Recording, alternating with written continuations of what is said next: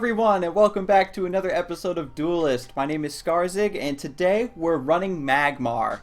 To start things off, I do want to give a shout out to CritzMatter. He's one of my Twitter followers that hooked me up with a Magmar list to sort of jumpstart my journey into the faction. Now, even though his deck it was just like a normal throwaway deck for just completing Magmar quests, he told me, it was still something a beginner could start out with. And even so, I didn't even have all of the cards needed to perfectly duplicate it. So I had to switch some stuff out here and there just for things that are generally good and useful. So what we're running today is 2 Flash Reincarnation, 3 Greater Fortitude, 2 Dire Tide Frenzy. I did throw in a Dream Gazer. This is one of the new cards that was just released this month. And I think it has a lot of potential for Magmar, because it's basically a free 2-drop. Instead of playing mana, you can use it to replace, and you just pay 2 health instead, and you still draw a card as though you did replace it. So I think it does have some use in the early game. I could see Dream Gazers maybe doing some funky combos with Twin Fang, which is a Magmar artifact that increases its attack power that it gives you every time you or a friendly creature takes damage. So this might be used for like a tricky late game burst finisher. That's just some theory crafting there for Magmar. We'll see if that comes to pass here. Maybe if I do get a Twin Fang or a couple more Dream Gazers, I'll try to run that and see how it is. But we do have 3 Healing Mystics and 3 Jaxi, just because it's a solid 2-drop early game creature.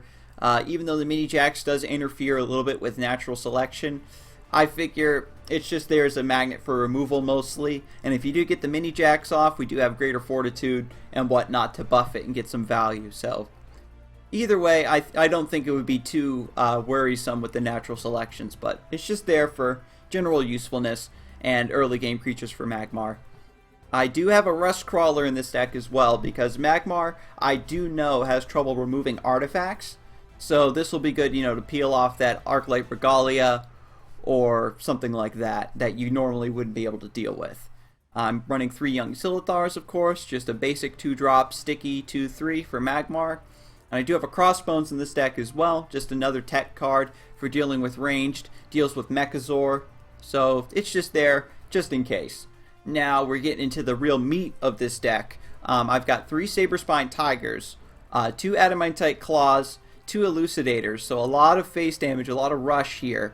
And I am running 1 Eggsmorph. Normally you would run 2 of these, I think, in a Magmar deck, because this is one of their best cards for, removal, especially in the later game. Reduce something really big to a 0/1 and just kill it with your general melee attack or something. So because it turns them into an egg, it also functions as a dispel. So that's something that's really useful. I only have 1, so I just have the 1 in the deck, but if I could, I'd run 2. I've got 2 Emerald Rejuvenators here and 3 Veteran Silithars. I think you could very easily cut this down to 2 and then put in 3 Emerald Rejuvenators if you're running into a lot of hard matchups at your specific point on the ladder. I might even eventually swap to 3 just because of how aggressive this deck is. Now, I did throw in a Keeper of the Veil, which wasn't in the original list if I recall, but it's just generally strong. Keeper of the Veil, if it brings back a rush minion, then it also gets to move and attack the turn that it gets brought back to life. So that combos with the Elucidators, the Saberspine Tigers, as well as the 2 Mecantor War Beasts that I'm running in this deck. This is pretty much the signature Magmar card, and if you have 2, put 2 in. If you got 3, put 3 in, essentially. I've got an Archon Spellbinder as well, just a generally useful card. Delays your opponent's spells a bit, so it comes in handy later game. Also combos very, very well with Flash Reincarnation, because you're paying 4 mana for a 7/7 that increases the cost of your opponent's spells. And just to round things out, I do have 1 Plasma Storm in this deck. It's not too useful, but it's just there as a backup plan in case I start to get swarmed by my opponent by a lot of small drops, which is usually how you want to beat Magmar, is by out-tempoing them, flooding the board, and just pressuring them. But before, when Plasma Storm only cost 4 mana, it was a really good answer to stop that from happening. But now that it costs 5, you can't really Plasma Storm, then play a 2-drop. That 5 mana is a very crucial mid-game cost, I think, that keeps it balanced. And like I said, we just have one in case it comes down to it. It's not something that I'm relying on, but maybe it'll get me out of a pinch. So we'll see. Alright, hopping into the ladder here. Magmar Versus Abyssian. Now, I don't think that their overall deck types have changed too much for this new patch, but they have been running a lot of like face stuff lately, so hopefully I'll just be able to out-tempo that. We'll see. Do I want to keep this Flash Reincarnation? No, I think that when you're going first turn, it's better to just throw away all three and look for 2-drops. Okay, good. So we do have the Healing Mystic. And I think I can keep these because then I can move the Healing Mystic down next turn, get up to 4 to summon the Veteran Lothar later. Okay. And since I'm planning on the Lothar, I think I can swap out the Adamantite Claws for now. Because of Wraithlings, the artifacts aren't going to be too useful. Especially with Grasp of the Undying and whatnot.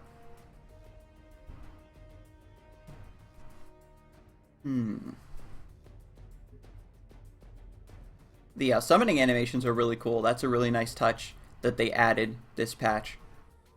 Okay, Wraithling Storm. This is the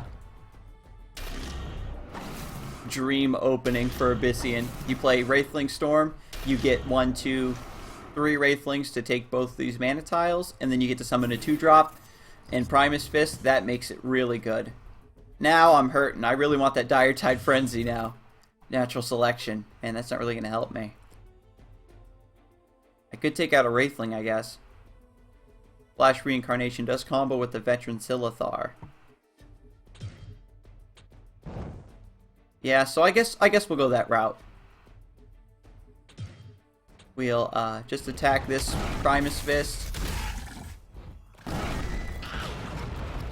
And we're going to Flash Reincarnation the Veteran Lothar in over here. This is a slightly more defensive position so that it doesn't die right away.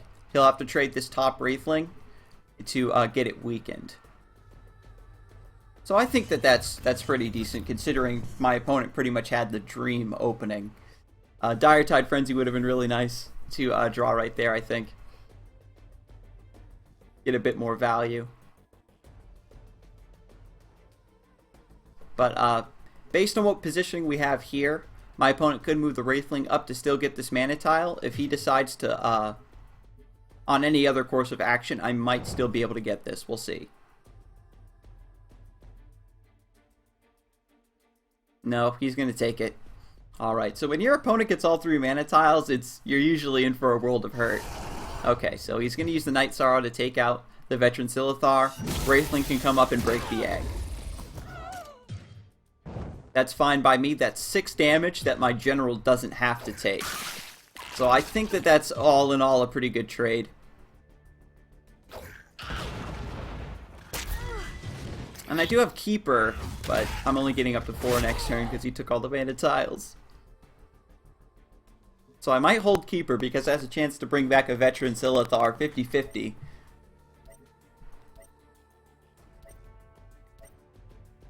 Jaxi. Alright, so I'm going to melee the Jaxi with my general. Natural Selection of the mini Jax.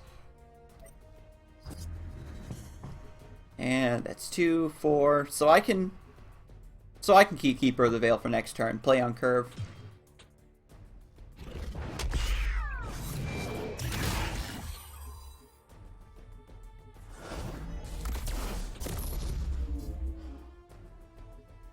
And does it really matter where I play this? Suppose not. And he can just kill this next turn, so I don't think I want to hold the Dire Tide Frenzy. And next turn I'm going to be playing Keeper of the Veil, so the Dire Tide Frenzy would be delayed by like 2 turns. So I think it's better to get the extra card in my hand instead of having something that'll be dead for 2 turns.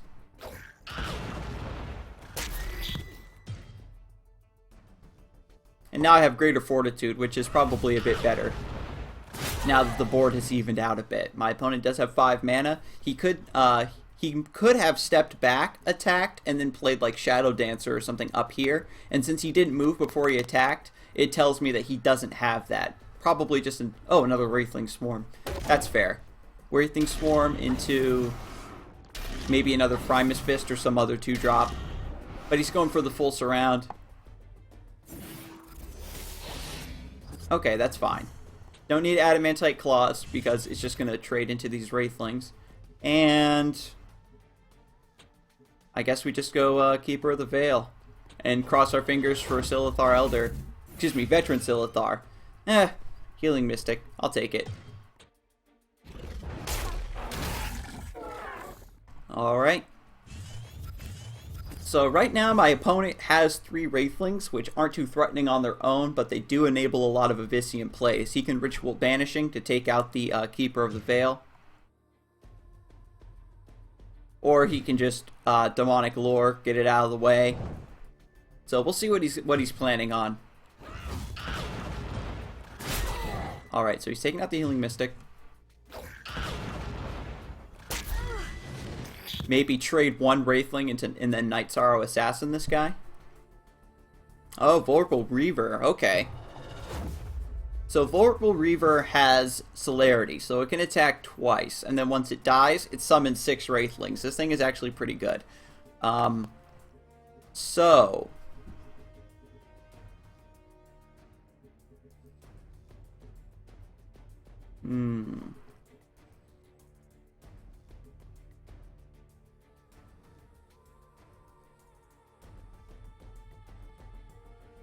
now, I can summon the Saberspine Tiger to attack this Wraithling, and then I can move down. No, I'd have to have it attack this Wraithling so I can move back, so the Keeper of the Veil can move here, and then be able to take out the Vorpal Reaver, and then he just gets a ton of Wraithlings, which probably isn't the best idea. Let's swap you out and see what we get. So that's double Saberspine Tiger. I can just attack the Vorpal Reaver, and then that leaves me with the Keeper of the Veil on board.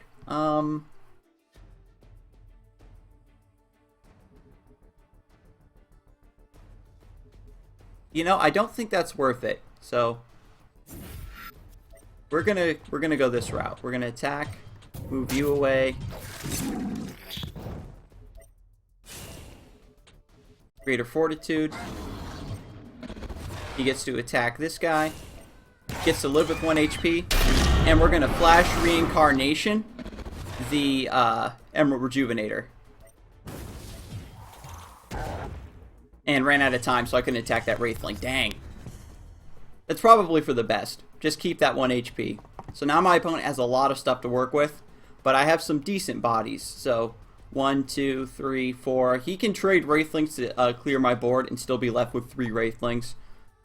But at least I took out that Vorpal Reaver before it managed to get any value out of its Celerity. You don't want it to attack your general twice and take 12 damage. My opponent might have, Soul Shatter Pact. I was just going to say, gives +2 to everything. That's 3, 6, 9, 12, double Soul Shatter Pact. Well played.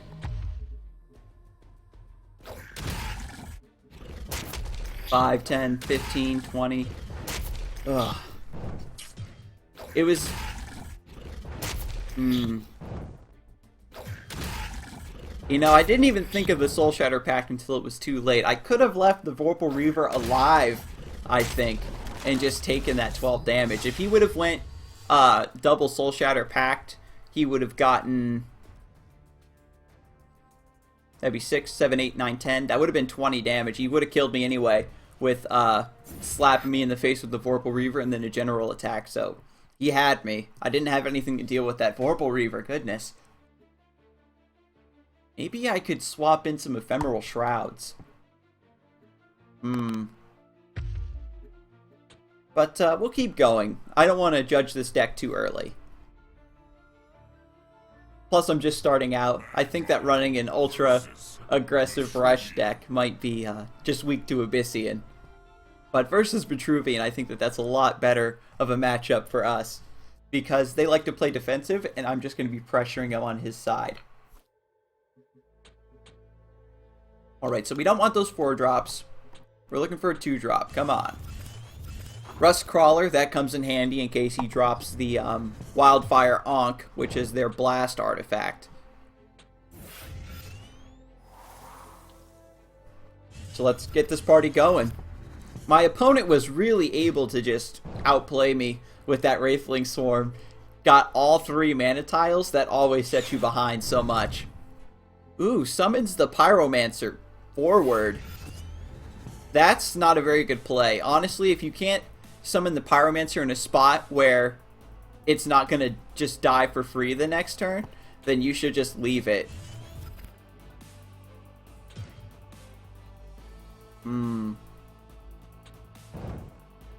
Because I can just attack this guy.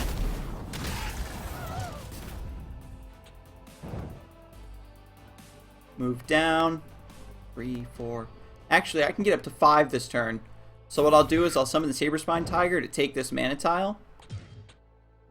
Attack. And then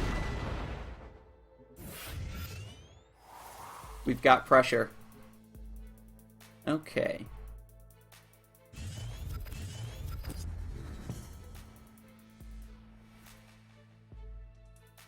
So this is pretty good. This time I was able to get the 2 mana tiles here, which is pretty good if you're going player 1. Normally, first player 1 will get 1 mana tile. Player 2 gets their far mana tile for free, and then you pretty much fight, and whoever gets the best tempo out of their opening, excuse me, whoever gets the best tempo out of their opening normally takes the 3rd mana tile. But, you know, with Wraithling Swarm and other things like a Saberspine Tiger that could just run up there, sometimes you're able to pull some shenanigans and take a couple extra mana tiles for yourself without your opponent having any say in the matter. Ugh, sorry guys, something in my throat today. Alright, so let's see what my opponent does. He didn't set back, so we know he doesn't have a ranged blast unit or any blast artifacts. So he's going to take that 3 damage to the face like a boss. And Healing Mystic is going to get buffed up to a 3/2. And he can take out the full health Healing Mystic. Okay, that's good.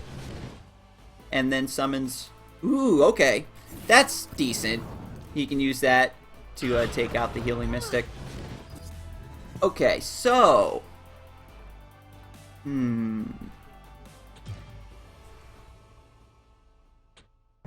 I instinctively want to block my opponent on their side from playing so much Vanar. We're going to attack this Blood Tier Alchemist. And... now, my opponent does have a chance to play Entropic Decay next turn, so... I think the Elucidator might actually be a good play here, since I'll take 4 damage, which still puts us relatively close health-wise, and that way he gets to do his damage, even if he gets Entropic Decayed. And now that forces my opponent back towards this corner, where I can start pressuring him even more. And if he has to Entropic Decay, he's using it on a guy that only has 2 health left. So I think that allows me to rob a lot of the value from that card. And if he is forced to Entropic Decay, that's 4 out of 5 mana that he has to use. And he's essentially skipping his turn. Oh, he's going to take another 5 damage. That was going to be the other option. So my opponent just took 10 damage. Keeper of the Veil brings back a Healing Mystic. A Pyromancer, okay. And unfortunately, I'm getting up to 5 mana, so no Mechantor War Beast value. I think... my opponent hasn't shown any artifacts, so I'm going to swap out the Rust Crawler. Dreamgazer. Does this do anything for me? Lets me get an extra body on the board, I guess. Move up. Don't want to deal with this Pyromancer. Summon the Emerald Rejuvenator. And I already replaced the Rust Crawler, so I don't get the free Dreamgazer summon. But right now, the health totals are very far apart, so I have a bit of an advantage. The Keeper of the Veil, unfortunately, can trade into the Rejuvenator and still live with 1 HP. But next turn, I'll have enough mana for War Beast. So if he summons a couple more units and overcommits to this board, then I can get some real value. Yep, that looks like what he's going to do.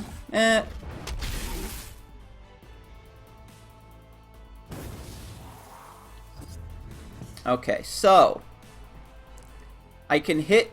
This is a pretty good anti-frenzy stance, because I have to choose between hitting both of his creatures or hitting the general. And I think that the proper play is to take out the 2 creatures, of course. Then I can move. Actually, what this allows me to do is, because there's only one spot open, normally Dreamcazer summons on a random spot, but because that's the only possible spot, it will automatically summon here. So that's pretty dang good. And then Magmar Warbeast will just kill these 2 guys to get me out of a pinch. And we're going to keep up the damage. So that, because I was able to summon the Dreamgazer for, 0 mana, it allows me to keep a body on the board. So that's 2 more damage that he took, and another Emerald Rejuvenator. He's starting to close things in, but only because he's healing a lot, not because I'm taking a lot of damage.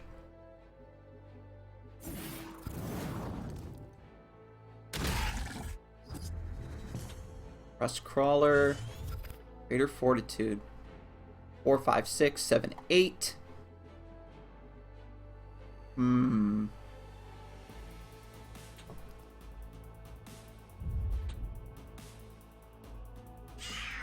And I'm going to choose not to attack, because I want to keep my HP up now that the board is a bit more even, and my opponent has the tempo, has the initiative, you could say, because his units get to attack first. He's going to decide what's going to trade into what.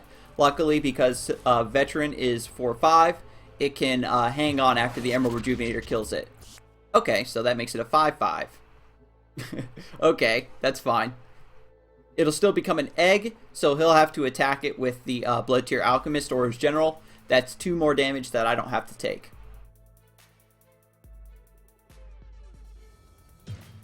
Well played. 5.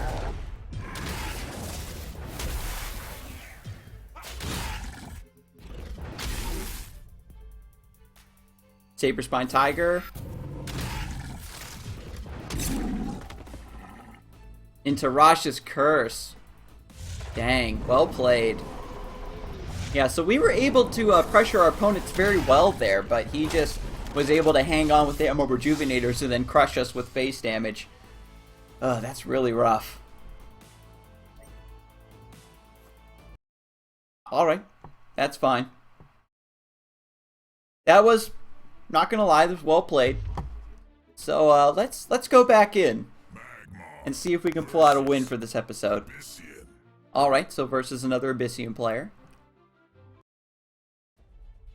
Hopefully I can get a bit of a stronger opening. Or rather, I should say, hopefully their opening isn't so strong.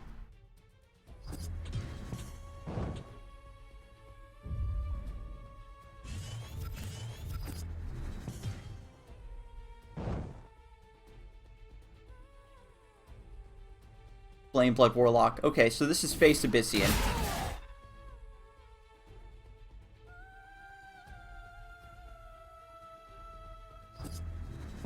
Okay, good. He didn't follow up with anything else. Now, I can trade the young Lothar into this. Or I can natural selection that. And that leaves me free to play 2 damage. I think that is the best play. Is to just... Oh, that's right. It only targets the creature with the lowest health. Derp. Oh, wait. No, I can... Greater Fortitude.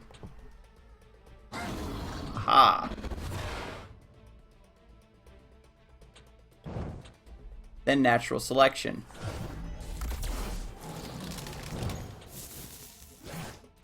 And get that damage in. So now I'm a bit far ahead on the trade. I've got a 4/3 staring him in the face.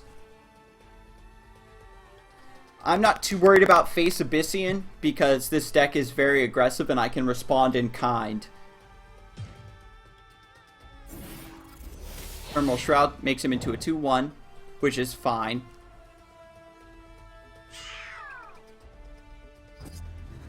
Alright, so young Lothar can trade, and then I just equip Adamantite Claws and keep going in.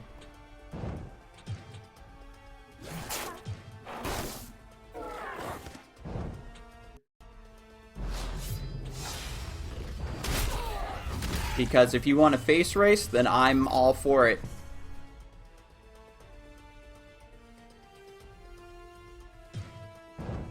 So right here, you can attack with Jaxi, and then hit my general with maybe Void Pulse, I think, would be burn damage. Night Sorrow. Okay, that's fine.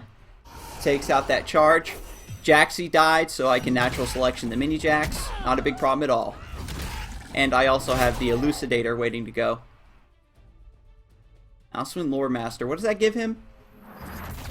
I don't think he's played any spells, has he? No, I think he just played it there just to have a 3/1 body. I might even leave that alive.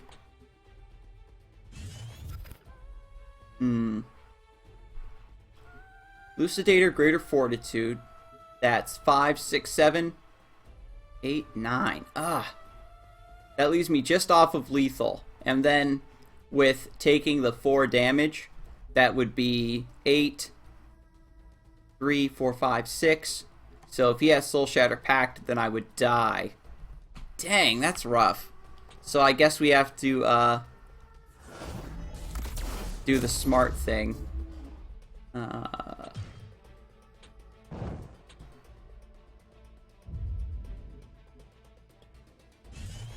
This is a bit safer. I was hoping to get some healing there. But now with the second Greater Fortitude, I can go 5, 6, 7, 8, 9.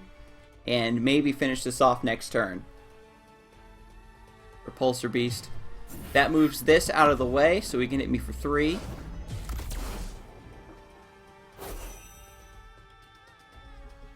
Shadow Reflection is 8. Hits me with this general, 9, 10. No more mana. Okay. I'm down with that. Boom. And so now I can't do Elucidator.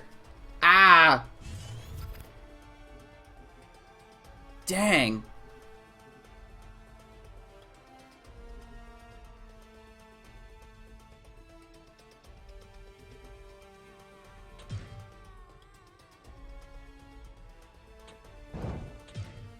All right.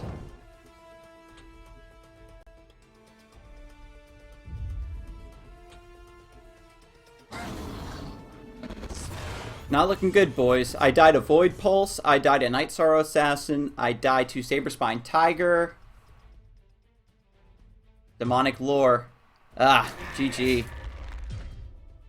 Oh, man. That Repulsor Beast.